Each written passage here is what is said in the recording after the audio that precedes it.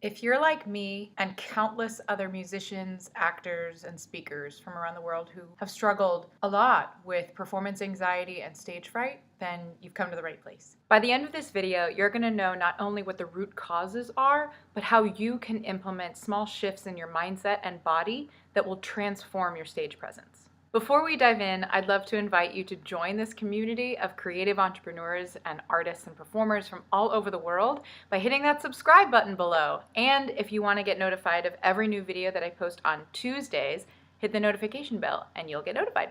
Are you frustrated that what you do in your practice room at home or maybe in lessons with coaches and teachers isn't how you actually perform on stage? In this video, I'm going to help you build the awareness and the action steps that are necessary in order for you to get out of your own way and share your gifts. This conversation and these tools have proven transformational time and time again for clients of mine all over the world, so now it's your turn. So the first layer of bedrock in our foundation is, first of all, how normal this conversation is. The internet is full of quick fixes and just do this 5-step tutorial and you've overcome this massive thing in your life.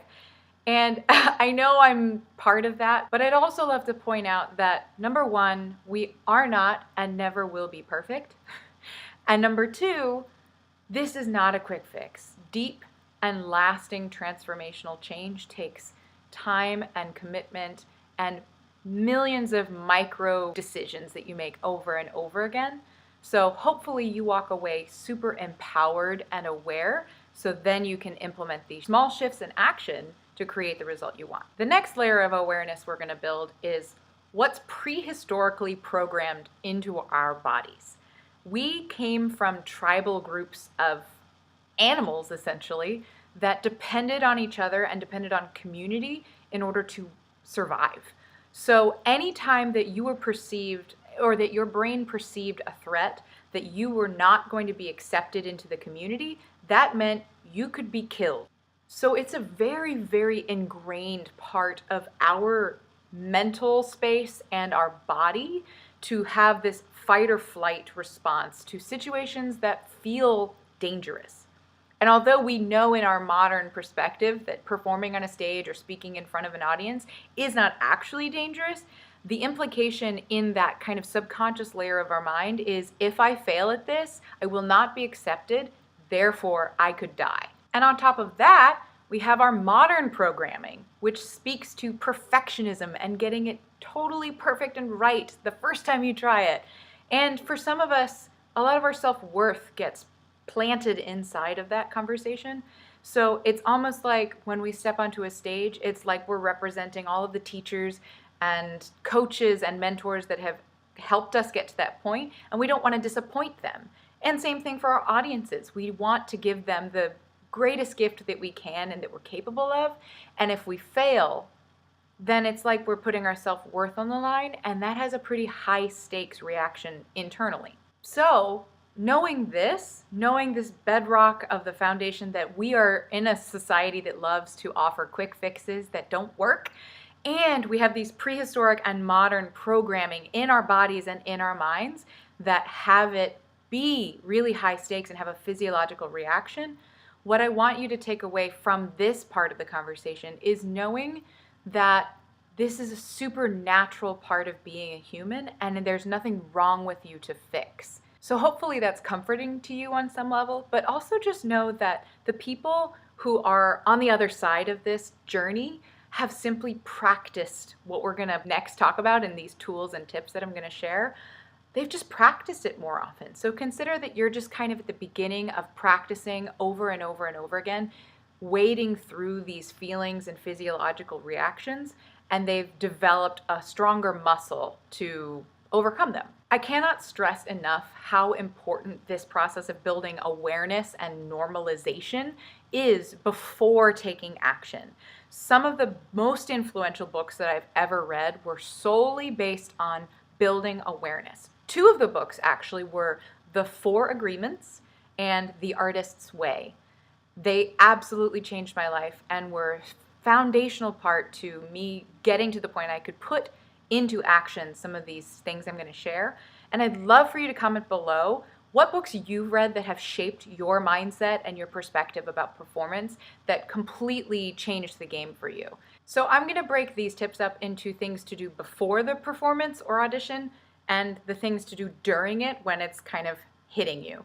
So the first tip I have is actually to watch the video I shared last week called Audition Tips for Musicians. Whether or not you're a musician, I think those tips build a really strong foundation for practices to really center your mind and body. Because for me, walking into an audition space is already going to get my nerves frazzled and my energy just going haywire. So when I have a routine that I do, that's a really critical step in the process of dealing with nerves. The second step I'd recommend before the day of the audition or performance even comes is practicing actually being nervous. And I know that sounds kind of strange, but there are tons of ways to do this. I personally try to mix it up. Sometimes I will sing something for a friend or a group of friends just to perform in a safe space that I know these friends don't care, they love me, they're gonna appreciate the gifts that I offer, but I'm still gonna get a little bit nervous. Another way might be paying or searching for a master class to participate in. And if neither of those really works with your schedule or with where you live or whatever, you might just practice recording yourself and then sending it to a peer or a teacher that way.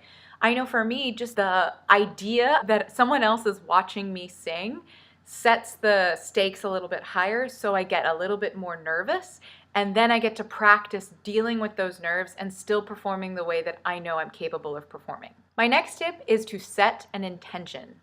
So when you walk into an audition or a performance, knowing what it is that you're out to accomplish, that's kind of like giving your brain something to chew on other than nerves or what the judges think or how many people are sitting in the audience or whatever you may be worried about. So setting an intention really is as simple as a focal point for your brain. And this last pre-audition tip I'm going to offer may be new to most of you. It's acknowledgement. So part of what I mentioned earlier within our modern programming is this expectation of perfection and that our self-worth is wrapped up in what we do for a living or for a passion or whatever. So getting acknowledged is actually one of the most powerful things that my clients and I have used that changes the game. And what I mean by that is call somebody or have somebody with you at the audition day, acknowledge who you are regardless of the results of this day, of that performance, of that speech, of whatever. Whether you gave that speech or not, what's true of you and your greatness and your power? Because who I am walking into that audition versus who I am walking out of that audition is the exact same person. So if I'm aware of that, it's almost like it takes the weight off of the situation. When I know who I am and what I'm bringing to the table and who I still am, it's like I get to claim my power back and I don't have to wager how good I feel about myself based on the results of whatever I'm doing. So far we've gone through the layers of awareness where what this is coming from, what is the cause of this, what is going on, and normalizing it so that you know there's nothing wrong with you. And we're looking at things you can do to practice putting yourself through that trigger point, right? Like it's biologically in our bodies to react to fear in a certain way. So practicing being in fear and still showing up the way that we want to show up is just a matter of doing it over and over again and shifting the significance in our minds about that thing. That being said, it's not like fear ever evaporates. I think being fearless is actually a totally made up concept. I think everybody experiences fear no matter what. When there is that small layer of fear that's still showing up while you're practicing or while you're performing, there are some things you can implement in the moment. Like most things in life, a lot can be shifted when you just focus on the breath. So whether you're an instrumentalist, a singer, or a speaker, taking a moment to pause and breathe deeply can change the game. Because often when one of the fear responses of our body is our breath gets shorter and shorter and higher in our bodies, and that is totally not conducive to being focused and delivering the gift that you're here to share. So consider that something as simple as focusing your attention on your breath and during the rest periods or during a pause, taking a deep breath will give you that reset button that you're looking for. Another quick strategy you can use in the moment is I know in my experience, when I'm getting nervous or when I'm feeling less and less grounded, my gaze will shift all around the room and I'll make eye contact with audience members and judges, and Lord knows that's just uncomfortable. So something you can do as simple as this is pick a focal point that is above where you're actually performing and focus your energy to that point. And finally, something that I do as a check-in, at the same time that I check in with my breath, I'll also take a look at what my posture is doing. Am I aligned? Am I tense? And where do I need to release? So say you're a singer and there's a few measures of rest that you're preparing. And of course, we want you to stay in character and focused on what the actual music around you is doing and talking about. But I know inside my head, I will be assessing, okay, am I holding in some place or am I tensing somewhere? Am I locking my knees? Where can I release? So looking where you can release and align is a huge point of refocusing, resetting, and stepping out of the stage fright cycle. So hopefully you're walking away from this video empowered.